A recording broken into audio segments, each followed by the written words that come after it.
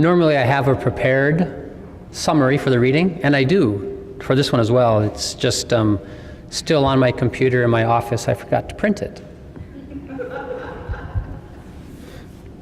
It's maybe a good thing because it was actually relatively long. Let me see what I can remember from it. So we're in Acts, and pretty much like 65% of Acts is Paul, and then Peter has a big chunk, and then a couple other dudes, and that's about it. And so we're here with Paul, and Paul's running around, visiting a whole bunch of places. He's in Corinth right now. We're going to pick him up in Corinth. He's on his way he was in Athens. That's what it is. He was in Athens, and he's just come over to Corinth. Athens and Corinth are on the Greek peninsula, and Corinth is actually right on the isthmus, the little tiny isthmus between the Aegean Sea and the Achaean Sea. I forget the other one. Anyway, so right on the Aegean Sea in there. And what's going on is that Paul is working in all these places to build the beginnings of the church. And to do this, Paul is changing a lot, everything, about what the Jews think. Because remember, this is not Christianity yet. That hasn't quite formed. We're still working within Judaism. Paul still adheres to Jewish Torah and the dietary regulations. And this, as you can tell, causes dispute within Judaism because Paul is saying, number one, that this guy Jesus, the one you all put up on a cross and killed, that was the Messiah.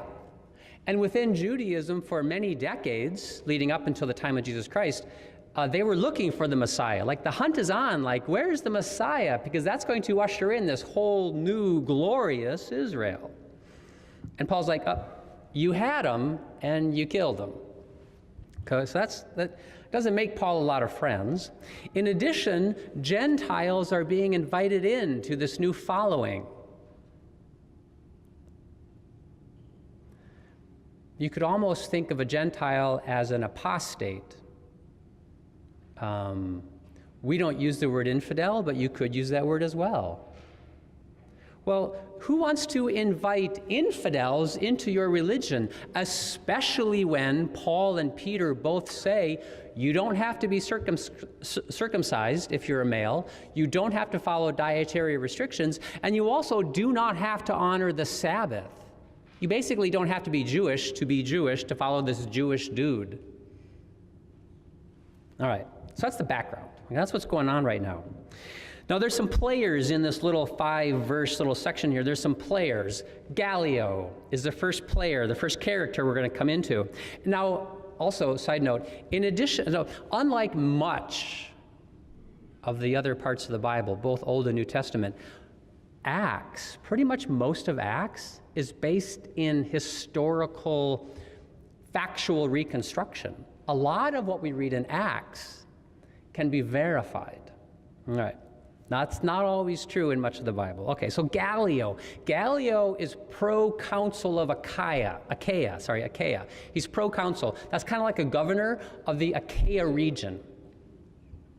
And Gallio, if anyone knows their Roman history, Gallio is pretty famous because he's the brother of Seneca, the philosopher. So he's pretty important. And now him being proconsul of this region, like a governor, that also elevates the family as well. So that's pretty cool. The next one we have is Sosthenes. Anybody remember Sosthenes from last week? Rich does. You remember Sosthenes? Sosthenes was mentioned by Paul in the beginning of 1 Corinthians in the introduction of the letter to the Corinthian church. Paul was writing 1 Corinthians sort of with Sosthenes, or at least Sosthenes was, hanging out in the house while Paul was writing. Lastly, we have the Jews. Well, actually, first let me tell you, Sosthenes was one of the Jewish leaders of the synagogue here in Corinth.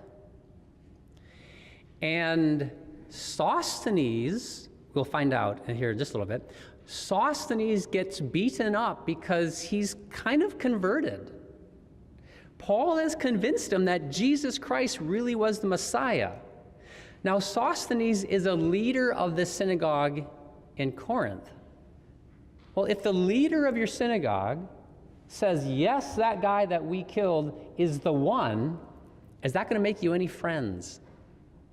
No, not going to make you any friends.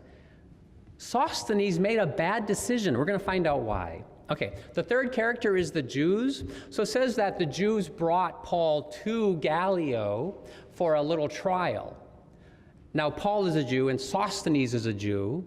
So when it says the Jews, throughout all of the Gospels and also Acts and then also Paul's letters, the Jews are those Jews opposed to Jesus Christ and Paul and Peter.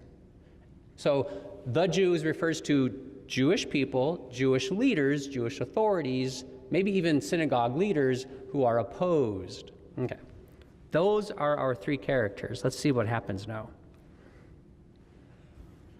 But when Gallio was proconsul of Achaia, the Jews made a united attack on Paul and brought him before the tribunal. It's like a court. And they said to Gallio, this man Paul, is persuading people to worship God. It's pretty important. This guy is persuading people to worship God in ways that are contrary to the law.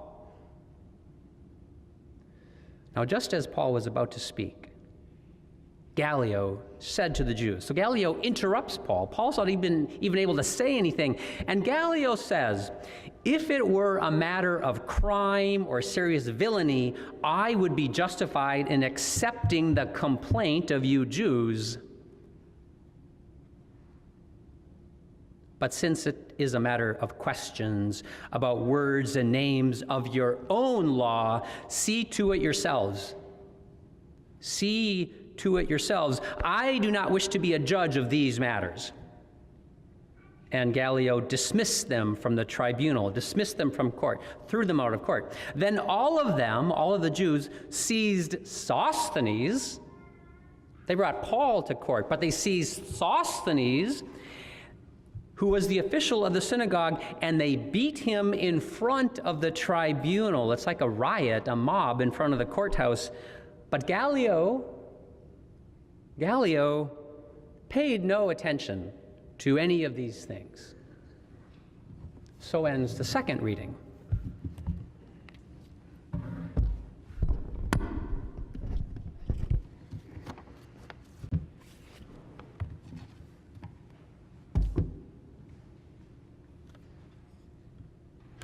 See to it yourselves. See to it yourselves. I do not wish to be involved. Gallio is not concerned about this Jewish argument. Gallio's only concern is the security within his city and the sovereignty of the region of Achaia, the region of Achaia. Gallio is only concerned with security, sovereignty, and the administration of his region. Gallio sees what's going on with these Jews as an internal dispute amongst factions of Jews.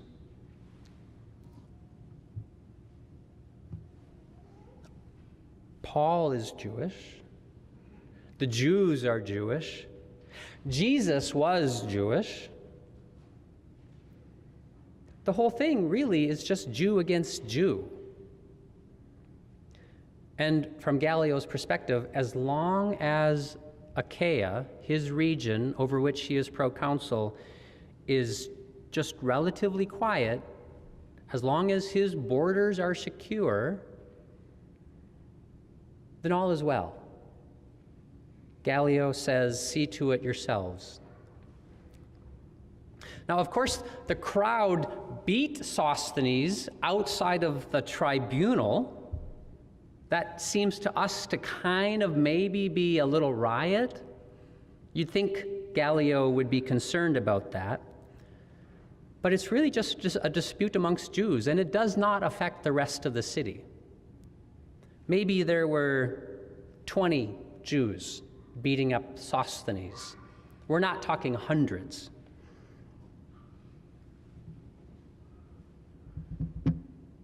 It's really just Jew-on-Jew violence.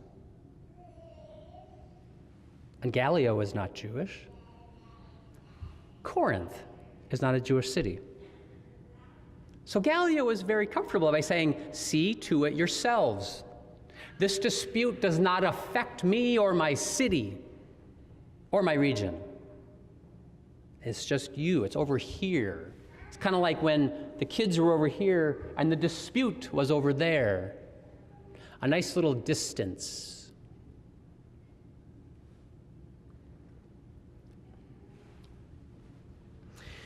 In 1939, in the month of May, so May 1939, a 19-year-old German Jew arrived in Fargo. Obviously, given the time period, you can tell the war is on in Europe. And this German Jew refugee was fleeing, of course, the violence of Nazi Germany.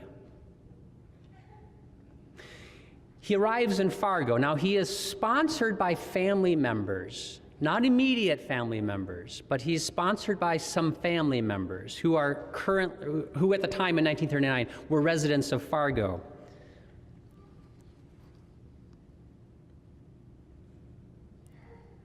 I think we might call this chain migration today.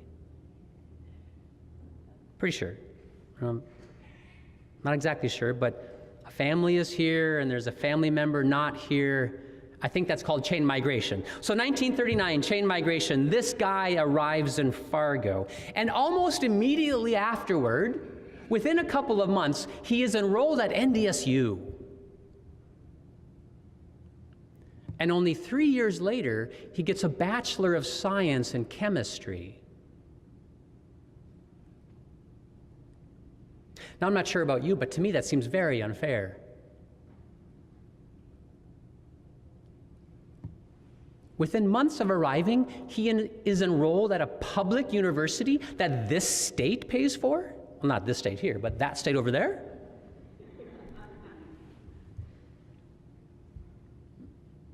He didn't pay any taxes in. Why is he at NDSU? Within months. He didn't pay any taxes. Now, maybe his sponsoring family, who's also Jewish, maybe they paid some taxes, but I don't know. Maybe they cheated on their taxes.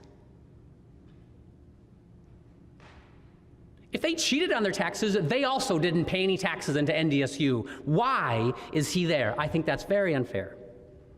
I don't think he should have been allowed, but anyway, he gets in, okay? He gets in. And 3 years later, he has his bachelor's, and then he goes on to get some other degrees out in California.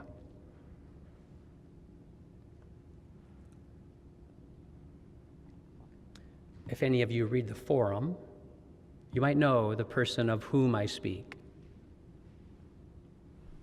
He was featured in the forum, front page of the life section, if I remember. Now, if you are not a subscriber to the forum, let me put in my, dare I call it, my little political plug. Support your local, independent, balanced media.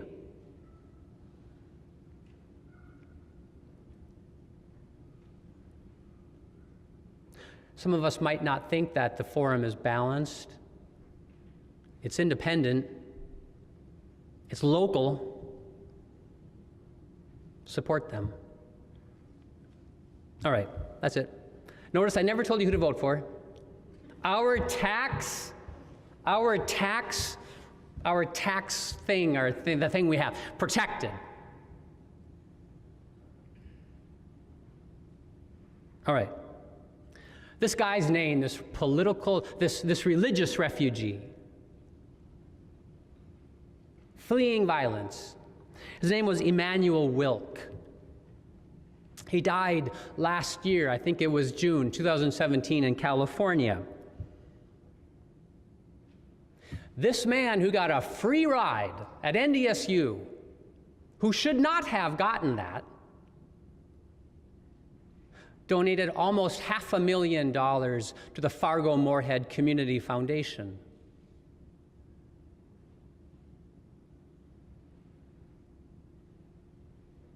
Do you think we got our money's worth?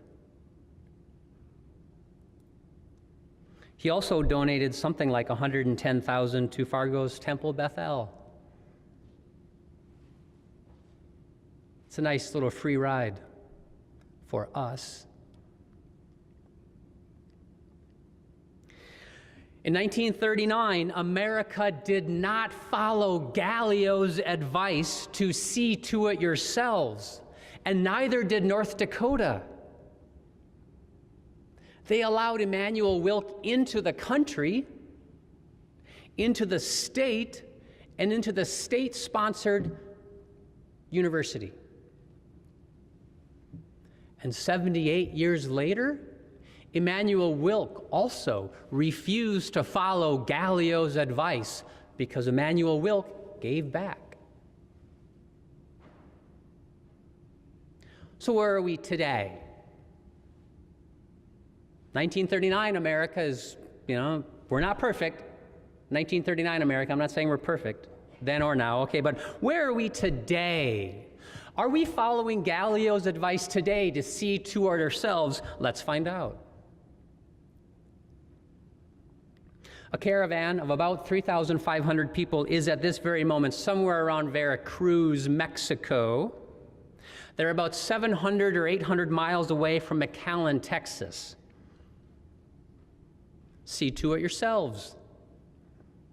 There is another caravan of about 3,000 people somewhere around the Mexican border near Guatemala. Not sure if they're on the Guatemala side or the Mexico side. About 3,000. Yeah, there's 2 caravans coming our way, just so you know. See to it yourselves. Last Saturday morning, a terrorist, white supremacist nationalist by the name of Robert Bowers entered the Tree of Life Synagogue and shot 11 Jews while shouting, "All Jews must die." See to it yourselves. They were Jewish. Oh, but he also wounded 4 police officers who may or may not have been Jewish, I don't know.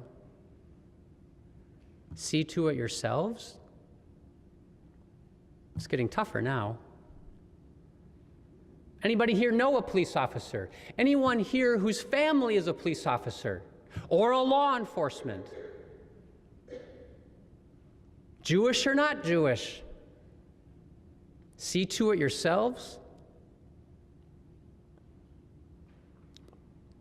3 days before the Tree of Life Synagogue, another terrorist, white supremacist nationalist by the name of Gregory Bush tried to enter a black church, the First Baptist Church of Jeffersontown, Kentucky. But the doors are locked. He can't get in. He can't get in because they put security policies in place. You know what I thought about doing this morning? And I talked it through with Kathy McKeag, and I just have to let everybody know how many conversations about this church family, and about what I should do on Sunday or Monday or any day of the week that I have had with Kathy McKeag.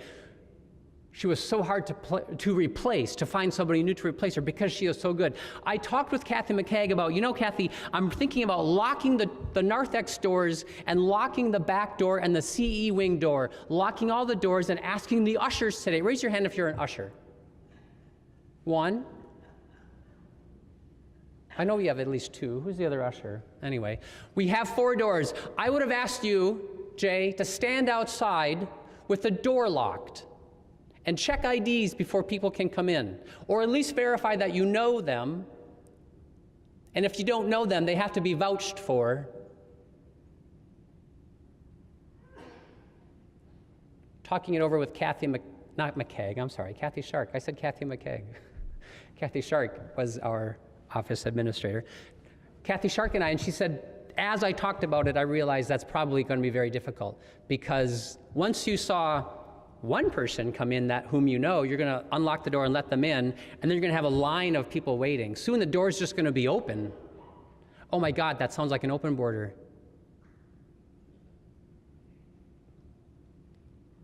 So we didn't do that. But this church did.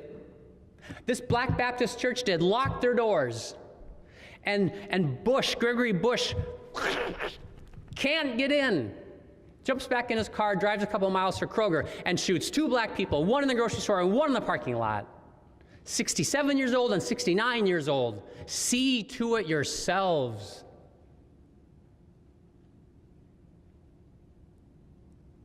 He is confronted, Gregory Bush, as he's leaving the parking lot by an armed white man.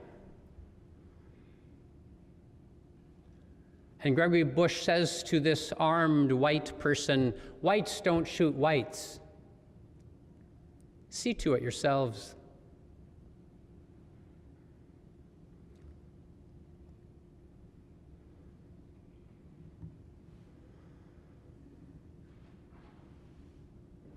You know, if we follow Gallio's advice, the majority of us here right now are going to be safe.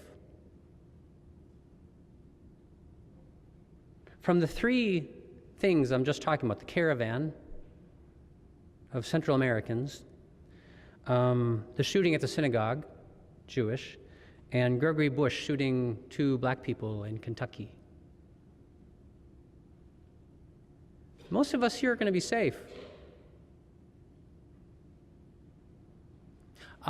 I won't be safe, just to let you know. As a homosexual, I am probably not in the protected status of terrorists, white supremacists, and nationalists. But the majority of you have the freedom to follow Gallio's advice and say to the groups being attacked, going back to the children's sermon, see to it yourselves, we're going to be safe over here.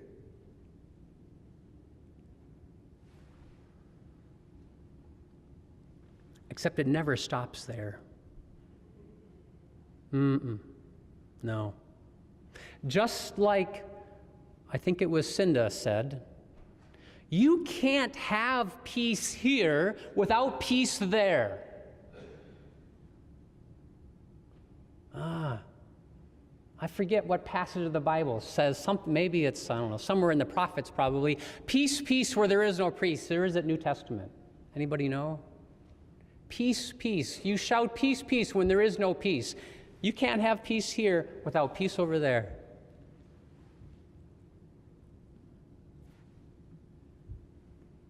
I have some statistics here I was going to read, but I think I'll skip them for now. I think I've made the point. It's not possible to see to it yourselves or to see to it ourselves. Jeremiah actually had a comment on that. The passage that Enocha read, Jeremiah actually had a comment about how the absence of peace respects no border, not even the border of time.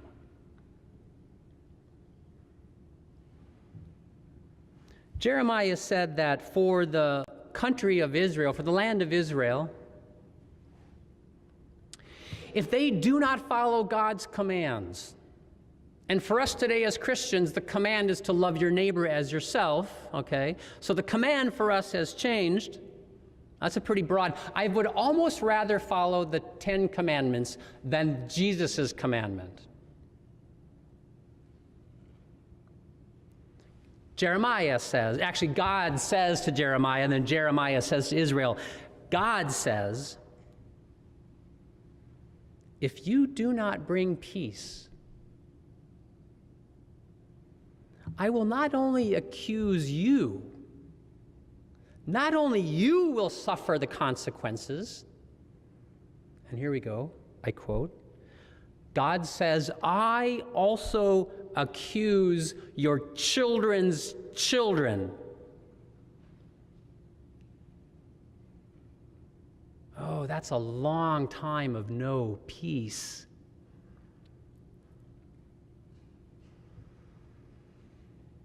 It will be our children's children picking up the pieces of war and chaos if we follow Gallio's advice.